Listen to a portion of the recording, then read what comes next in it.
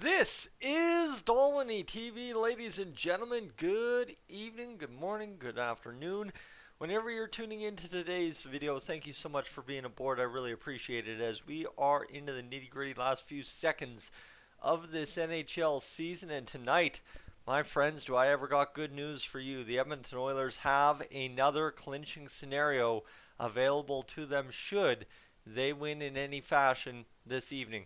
Before we get there, though, if you're new to the channel, I just want to make sure I mention this. The housekeeping notes. If you're new, I want you to hit that subscribe button. We're about to go on one heck of a ride here in oil country. I'd love to have you aboard for every little moment of it, especially to keep you up to date with everything and all things Oilers throughout the playoffs. All right. To those of you that have been here long enough to know what's going on, the Oilers find themselves in second place, right? The LA Kings, that's who our likely first round opponent is. If you were saying, well, the Oilers, I don't know if they can run the table and win the division. That's where we're going. But the Oilers tonight, at bare minimum, with a win in any fashion coupled with an LA regulation loss, can secure home ice against the LA Kings or against whoever finds themselves in that three-hole spot. It will likely be the LA Kings who find themselves there. Obviously, right now, the Seattle Kraken with 96 points in 78 games played. So there is something where the Kraken could, I guess, technically say, yeah, you know what, we'll run the table here as well and boot the LA Kings into the first wild card spot. There is still that potential. I believe the Kings and I don't know if it's the Kings and the Kraken who play or if it's the Kraken and Knights who play, but it kind of all wraps together as if LA goes on pretty much a 5-game losing streak to end the season, things could really suddenly shift around here in the Pacific Division. When it comes down to it as well for Vegas, we would then be 105 points to their, if they lose tonight against the Stars, 106, that being in regulation. So the Oilers would then need to find a way to win one or two games, and depending on what happens there, you either need Vegas to lose both or one in regulation both times, and you win the division. So the Oilers are this close to winning the division. I did say the Oilers will not win the division. I will be very happy to be wrong on that. I mean, you know what? When I'm sitting here and I'm wrong and the Oilers outperformed what I expected, that is never a bad thing because everyone's always saying the Oilers underperformed compared to what I expected. So that's just a kind of minor victory there in my eyes if the Oilers do indeed win the division. So the big news is today, obviously, clinching home ice in the first round of the playoffs. That is what we need to do, and then I believe there would be a chance if one of the wildcard teams knocked off the Vegas Golden Knights that we would then be able to as well clinch home ice in the second round. But that all depends on how it shakes out after the first round. And we just got to worry about game one. I know that's what everyone was saying following my videos yesterday, is just worry about winning game number one. And as the rest of the wild card still shapes up, like I said, Seattle can still do something here.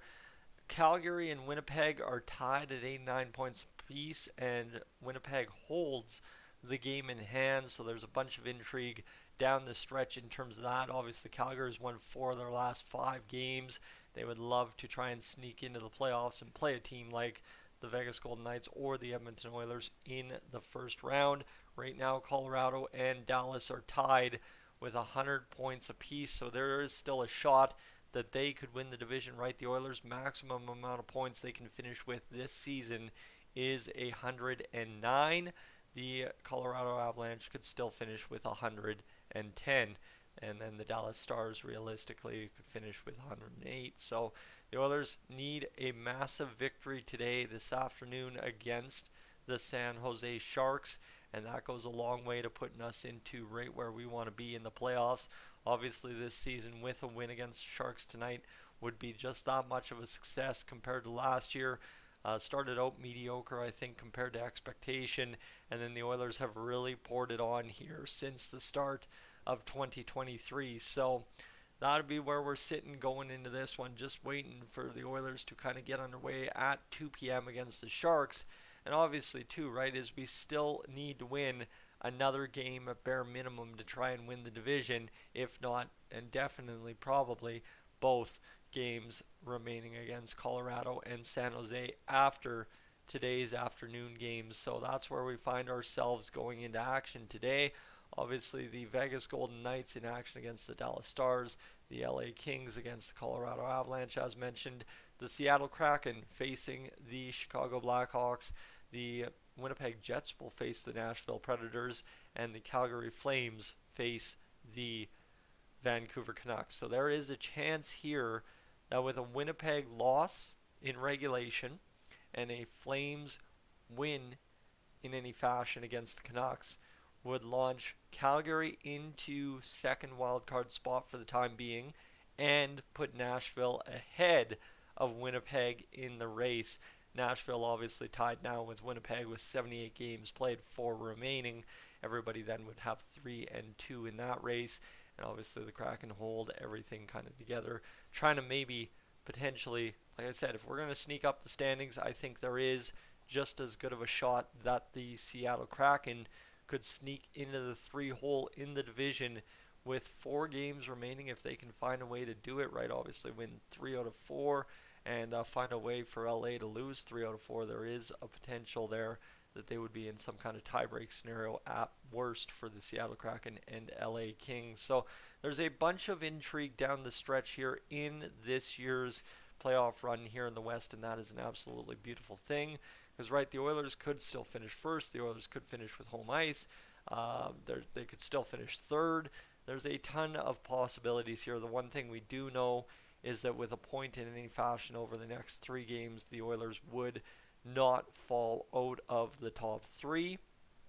The Seattle Kraken would not be able to knock them out of there. So there's a ton of things to yet wrap up, right? Just to review one more time so you understand where I'm coming from. The Golden Knights can finish with 112 points this season if they win all 3. The Oilers can finish with 109 if they win all 3. The LA Kings can finish with 106 if they win all 3. And then as well, the Seattle Kraken can win or finish with 104. And then the Winnipeg Jets can finish with 97. And the Calgary Flames can finish with a maximum of 95. And then, of course, the Nashville Predators can finish with 96. So you see how this shakes out. Calgary needs some big-time losses from their opponents. Problem is they play each other today.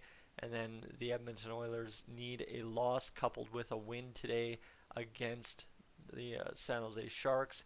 A loss from the LA Kings against Colorado Avalanche.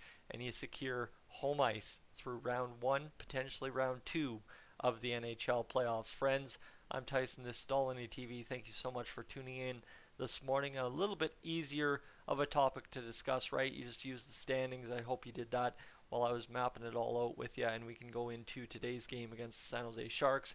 About 1 o'clock start. I'm going to really fire it up.